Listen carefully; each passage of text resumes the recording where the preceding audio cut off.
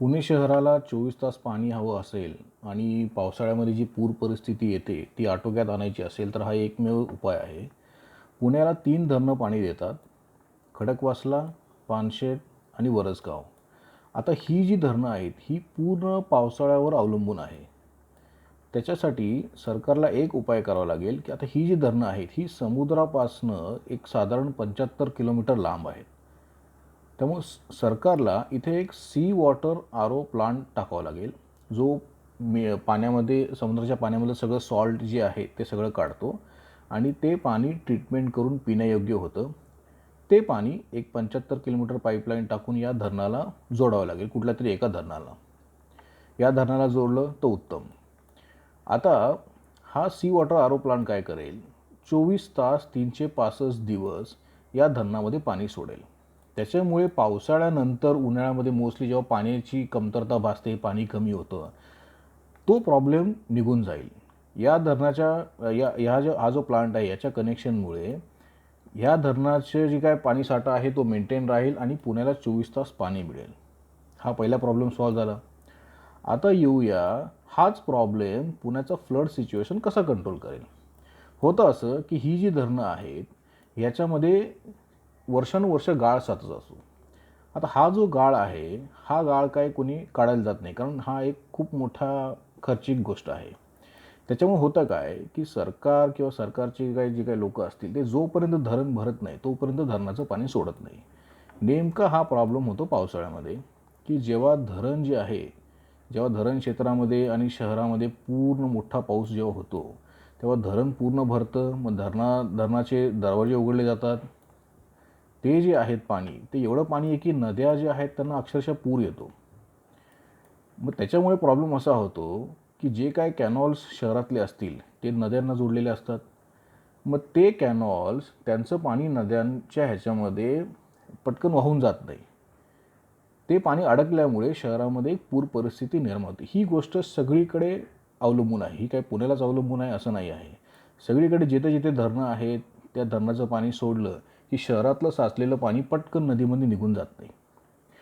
आता तुमच्याकडे जर हा असा प्लांट आहे जो वर्षभर तुम्हाला या धरणामध्ये पाणी सोडत राहणार आहे, त्याच्यामुळे धरण तुम्हाला पूर्णपणे भरून ठेवायची आवश्यकता नाही आहे किंवा पूर्णपणे भरण्याची वाट बघायची आवश्यकता नाही आहे. तुम्ही पावसाळा येण्याच्या अगोदरच ही धरणं कमीत कमी अर्धी तरी करू शकता. त्याचा फायदा हा होणार की अचानक जेव्हा आपण म्हणतो ना 200 मिलीमीटर पाऊस झाला, अचानक जेव्हा खूप पाऊस होतो, तेवढा पाऊस झाल्यानंतरही सुद्धा ही धरणाची दरवाजे कदाचित उघडण्याची गरज नाही भासणार. जे काही पाऊस आहे तो पाऊस त्याच्यामुळे फार तर धरणामध्ये पाणीसाठा वाढेल पण दरवाजे उघडण्याची गरज नाही पडणार. त्यामुळे जेव्हा खूप पाऊस होतो, अशा खूप पाऊस झाल्यानंतर जर धरणाचे दरवाजे उघडले नाही तर नद्यांना पूर नाही येणार. नद्यांची पातळी जी आहे ती नॉर्मल लेवलला राहणार किंवा त्याच्या खाली राहणार. त्याच्यामुळे जे काय शहरामध्ये जे काय जोरदार पाऊस होतो, पाणीसाचा होतो, त्याच्या जे काय कॅनॉल्स म्हणा, त्याच्यामध्ये पाईपलाईन्स म्हणा, ड्रेनेज लाईन्स म्हणा, त्याच्यामधलं जे पाणी आहे ते पटकन नदीमधनं निघून जाईल. ह्याच्यामुळे पुण्यामध्ये जो काही पूर परिस्थिती आहे ती आटोक्यात येईल. त्यामुळे हे जे काय मी सांगतोय, हा जो काही एक sea water RO water treatment plant आहे हा खूप इम्पॉर्टंट आहे आणि सरकार आजकाल एवढे मोठे मोठे प्रोजेक्ट करते, तसं हा प्लांट टाकायला आणि त्याची पाईपलाईन टाकायला काही खूप खर्च येईल असं नाही. आणि अशी बघायला गेलं तर आत्ता लोकसंख्या एवढी वाढली आणि पुण्यामध्ये म्हणा, इव्हन पिंपरी चिंचवडमध्ये सुद्धा म्हणा, तर एवढ्या लोकसंख्येला जर तुम्हाला पाणीसाठा द्यायचा असेल तर तुम्हाला एक प्रॉपर सोल्युशन हवंच आहे. उद्या विचार करा, जर आपण म्हणतो की आता दरवर्षी पाऊस एवढा पोहतोय, त्यानंतर पाणी एवढं येतंय, पूर येते. जर समजा एक दिवस असं काही झालं की एका वर्षी पाऊसच नाही पडला किंवा खूप कमी पडला, तर विचार करा तुम्ही कसं हे सगळ्या धरणाचं पाणी पुरवाल.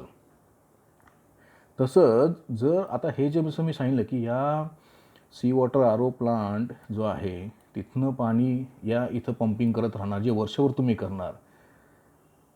तिथून जर तुम्ही बघितलं तर हा जो काही पवना डॅम्प आहे, ज्याला पिंपरी चिंचवडनं पाणी जातं, ह्या दोघांमध्ये एक साधारण 35 किलोमीटर गॅप आहे. इथून पण आता जर का तुम्हाला एक्सेस पाणी इथं मिळत आहे तर तुम्ही ते एक्सेस पाणी, त्यातलं काही पाणी जर तुम्ही इथे पंप केलं तर पिंपरी चिंचवडच्याही पिण्याच्या पाण्याचे प्रॉब्लेम रिझॉल्व्ह होऊ शकतात. आणि सेम पिंपरी चिंचवडच्याही जर काही पुराचा काही प्रॉब्लेम असेल, पूरस्थिती असेल, फ्लड असेल, तोही प्रॉब्लेम निघून जाऊ शकतो.